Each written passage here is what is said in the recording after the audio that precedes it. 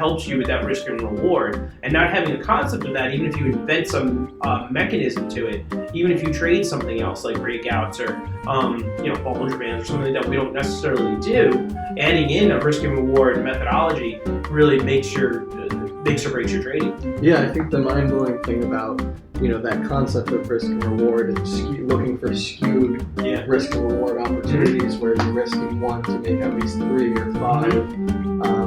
The mind-blowing thing about that whole concept that I think a lot of people miss because they're not aware of it is just that you can be wrong over half the time and still make money. Yeah, we've all heard that a monkey can be a better day trader than a person throwing darts at a wall. Yeah. And it doesn't matter. Okay, so what if that's true? Yeah. I can be wrong 50% of the time and still make money by structuring risk and reward in a skewed manner. I think that's... So I remember getting down on myself a couple of years, 3 years ago, and then I saw a quote from Paul Tudor Jones, and he said, I get into any trade with a minimum of 5 to 1 risk reward.